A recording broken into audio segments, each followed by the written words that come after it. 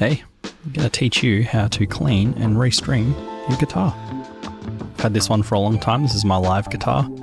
It's seen some stuff, it's dirty, it's sat on a wall, and I haven't played it for about a year. So yeah, a lot of stuff to clean. Let's get into it. Gonna need a few things. You're gonna need a screwdriver, something to get the truss rod cover off if you've got an electric guitar, maybe adjust some of the littler screws around your pickups. An Allen key is useful. You might need 2 different sizes. Just play around and see what your guitar needs. You also really need a good set of pliers. These aren't good, they're cheap, and they just float around in my studio, so they just need a little cutting edge and some gripping teeth. And lastly, you'll need a clean cloth or an old shirt or some old undies with holes in them. These are the ones that I use. Alright, we're going to start off by detuning the guitar, so get all the strings nice and loose like this. Now if you've got a little hand winder or even an electric winder, they're pretty handy. I prefer to just do it by hand myself.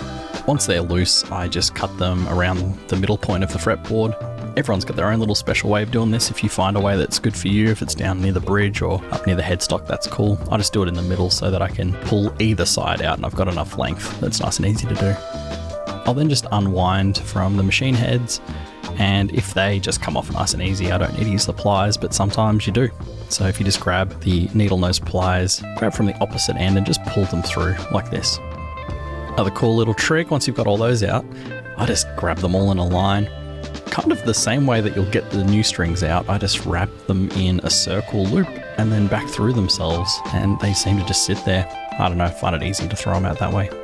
And don't forget the other side, just push the strings through so that you can pull them through the bridge.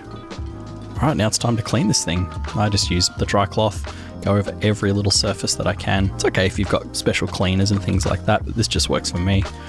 I'll go through and polish as much as I can, clean off as much stuff that I can. There's a lot of build up on these over the years. Alright, now we're going to try and clean this fretboard. Boy, is it dirty. There's a lot of skin and grime and sweat build up on these, as you can see here on the frets. You can typically just polish them off with the microfiber cloth. If you do this regularly, you won't need to put that much effort in. This is where some of the oil-based cleaners, fretboard cleaners, can be really useful. You can see already that's made a massive difference. Before I go ahead and clean the rest of these, I just want to show you, I'll grab a guitar pick, usually one that's probably softer on the edges. You don't want like a really thin gauge because it can scratch. I just gently scratch toward the frets, gets rid of most of that skin for me, and then I can use the microfiber cloth to do the rest of the work. Again, this just works for me, and I'll go ahead and polish the rest of those. Another cool pick technique, I'll grab it and put it inside the microfiber cloth. I'll just use it as a bit of a hard edge so that I can get into those really difficult bits to clean, especially along these pickup guards. You can see these little bits coming out. Alright, neck is quote unquote clean. Good enough for me anyway. Today I'm going to be using some Elixir strings. These are my absolute favourite strings. So they've got a very fine coating on them, which means that they last a little longer. To be honest, these strings can last for me up to 6 months. These are just the light gauge, so 10 to 46. When you're picking the gauge, you want to make sure that you're picking the thickness that sort of works for you. Thicker gauge strings or heavier gauge strings, good for metal, good for rock, good for low, deep, chuggy kind of playing. But you do need quite strong hands and good technique, otherwise they're going to be really difficult to move, whereas light gauge strings can be very fast. Now the strings come wound like this. I just push them through a couple of times and then they unwind really quickly and easily. Now we want the strings, I usually work from thickest to thinnest, to come through the back of the bridge. If you've got an acoustic guitar, you'll have some little pegs that sit right up against the string. And you want to push the string through and then pull it up so that it sits and sets itself right into the base of the bridge. Alright, probably the hardest bit. Everyone's got their own special way of doing this, but I'm just going to show you mine. With the thicker gauge strings, they're pretty sturdy, so you're not going to get a lot of breaks because they're thick. I just give them one wind around, push them back through on top of themselves, and gently pull to tighten, and let the string add the rest of the tension as you tune it up. You kind of want to maintain some pressure on the string as it's winding, and also you want to make sure that it winds underneath itself. If you have a look closely here, you can see that the string is winding under itself, that's going to apply an upward pressure, kind of locking the string in place. This really helps to stop it going out of tune. Same deal with the next string. Because I'm using some new gauge strings, this guitar's been set up to be in drop C, and I'm going to bring it back up to E standard tuning. I'm going to need to mess with the neck and the truss rod adjustment. So I'm going to take the truss rod cover off now so that I can adjust that later.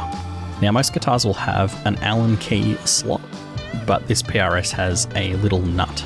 So they've got their own special adjuster. You can see here I've made a big mistake. I've put it on the wrong machine head. Luckily this is a thick enough gauge string, so it will tune out fine, and that kink hopefully won't break the string. For these thinner strings, sometimes you'll loop them around a couple of times as to not put too much pressure on where the string meets the machine head. I had a recurring issue when I was first learning and restringing guitars where those bottom strings would just break all the time, and it turns out I was just restringing them wrong. With these lighter strings, I found that it's really useful to at least get 3 winds around, so that there's not too much pressure on that point where it goes through the machine head. To do this, I just roughly eyeball how much string I need to achieve those 3 winds. Turns out it's really hard to restring guitars from behind a camera with another perspective, so I kind of just cracked it and decided to do this on my lap like I normally would. Here you can see I'm still tensioning the string, making sure that as I wind, the string itself is winding underneath itself. Now, there's nothing worse than stabbing yourself in the finger with an exposed piece of string. So I like to cut them down and fold them on themselves so that it's a nice soft edge. My guitar bags like these as well. Just grab your needle nose pliers, grab from the outer edge and twist in on itself so it gets a bit of a kink, and then use the pliers to press those 2 points together. Alright, now it's time to adjust the truss rod. If you're not very confident, just leave this part for a professional. Go pay someone, give someone $100, get them to tune, restring, and do all of this for you. But if you're wanting to do this for yourself, here's how I do it. Essentially, adjusting the truss rod is changing the bow or flex of your neck. This helps determine your action on the guitar neck. The action essentially is just how close the strings are to the frets and how hard you need to push down. If you've got a guitar where you're finding like, oh, I really need to push hard around the middle section of the guitar, but down the other ends it's easy, you probably need to adjust your truss rod. Now I forget every time, so a quick Google helps. Here's the image I use to see which direction I need to twist the truss rod. And you want to work in quarter turns, so very subtle movements. So I'm going to adjust it so that the action is a little lower, because these strings are tighter because they're tuned higher.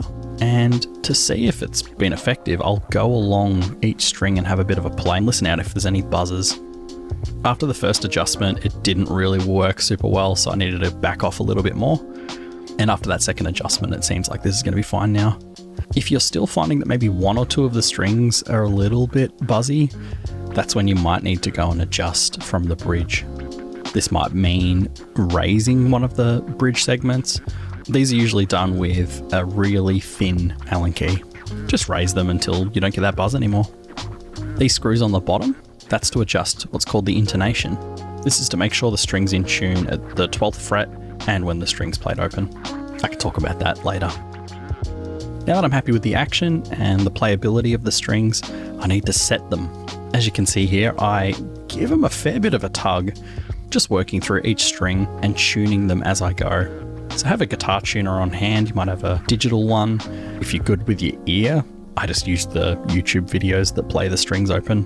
And as I stretch and set the string, I'll keep tuning it up, and when it stops going out of tune when I pull on it, that essentially means you've set the string now. Alright, there you go.